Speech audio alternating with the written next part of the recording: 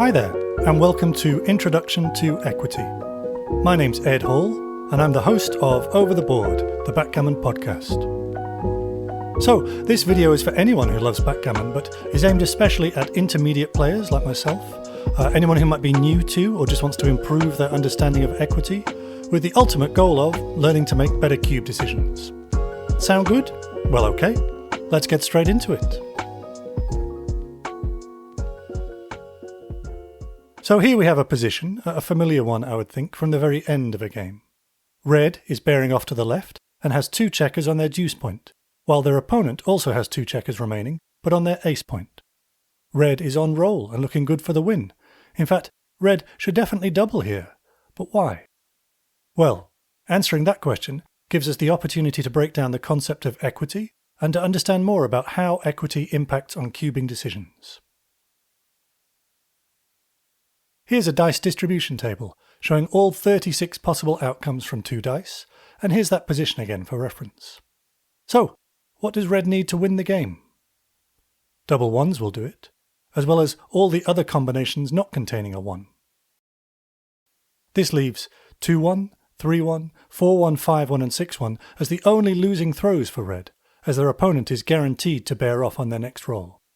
10 rolls that lose the game, and 26 winners. So, let's say we play 36 games, and each game ends with this exact scenario. Highly unlikely, but humour me. How many of those 36 games would we expect to win? Well, we could win or lose them all, this is backgammon after all, but on average, we could reasonably expect to win 26 games, based on those 26 winning rolls we just saw, and to lose 10. Make sense so far? Put another way, over the course of 36 games, we might win 26 points. And also, don't forget, lose 10, giving us an overall gain of 16 points. And this is where we can begin to calculate our equity. In his book, Backgammon Bootcamp, Walter Trice said of equity that it means the same thing in backgammon as everywhere else, the market value of an asset. So what is the fair market value of each of these 36 hypothetical games? Well, if we're expecting to win 16 points spread over 36 games, 16 divided by 36 gives us, anyone? That's right, 0.44 points per game. Well, 0.44 recurring actually, but we'll round that to 2 decimal places. So the expected return on our rather pleasurable investment of playing 36 games of backgammon is 0.44 points per game. If we were expecting to win 36 points from 36 games, our equity would be 36 divided by 36, or 1 point per game. And what about our opponent? Well, our wins being their losses, if our equity is 1, theirs would be -1. -1 points per game. Let's take another look at that board, shall we? We've established that in this position, red's equity, the value of their asset, is equal to 0.44 points per game. And the question I asked before was, why is this a double? When red doubles, one of 2 things can happen. Their opponent can take or they can drop.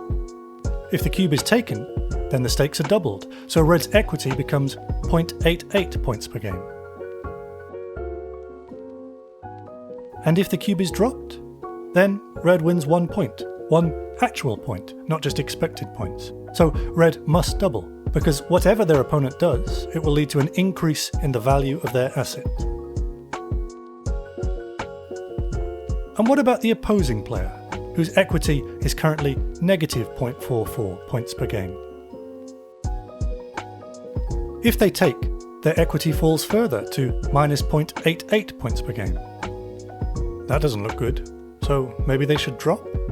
But if they do, then they lose a point, even worse.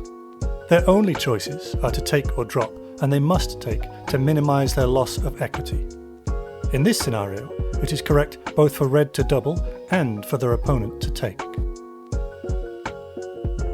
Okay, let's have a look at winning chances and equity for a moment, as these 2 terms are related but not the same thing.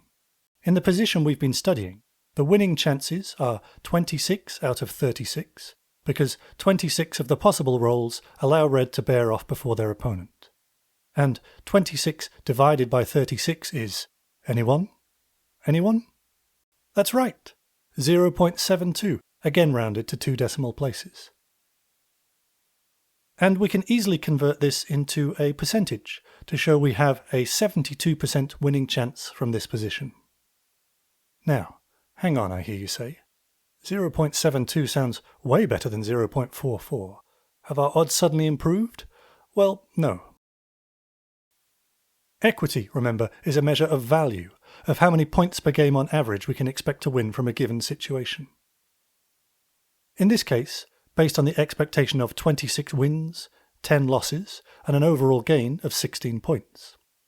Then we divided these 16 points over 36 games, leading to a points per game value of 0.44. Let's try looking at the difference visually.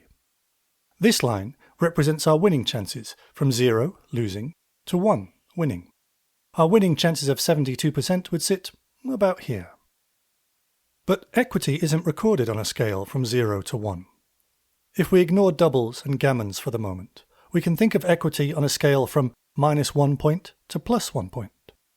0, when both players are equally likely to win or lose a point, sits around here, and 0.44 sits roughly here.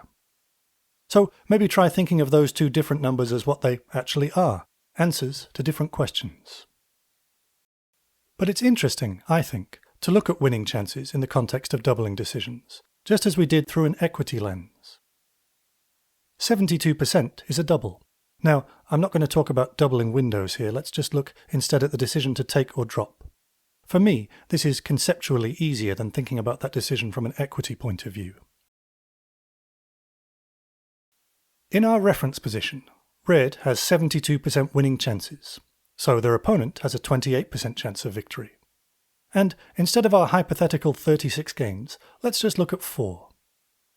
In game 1, red doubles, and their opponent drops, conceding a point.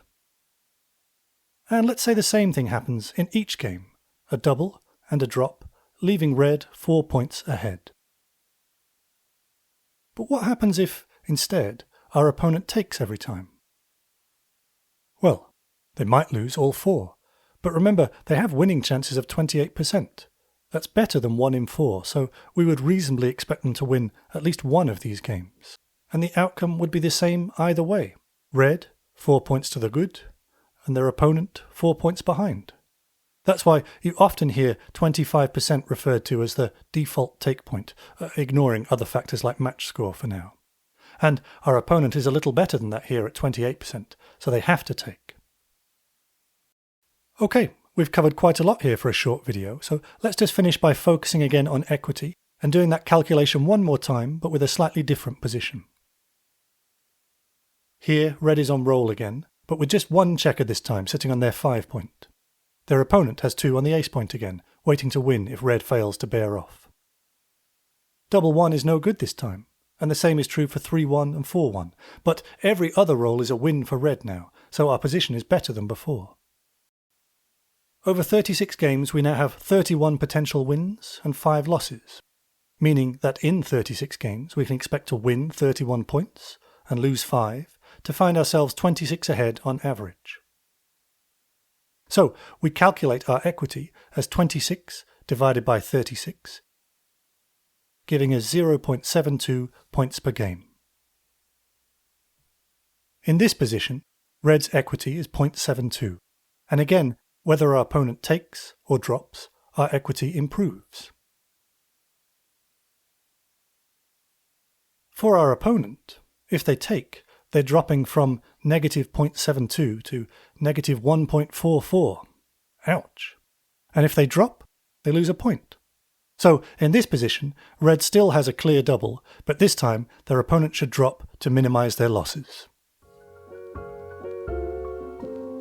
Okay, that about does it for Introduction to Equity. How did we do? Did we learn something or clarify something about these concepts? I certainly hope so. And if you have enjoyed this video, please consider doing the usual likey, subscribey stuff.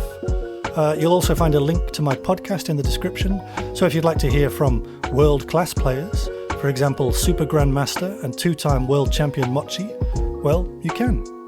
As well as stories from all kinds of people in the wide world of backgammon. Thanks for watching. See you next time.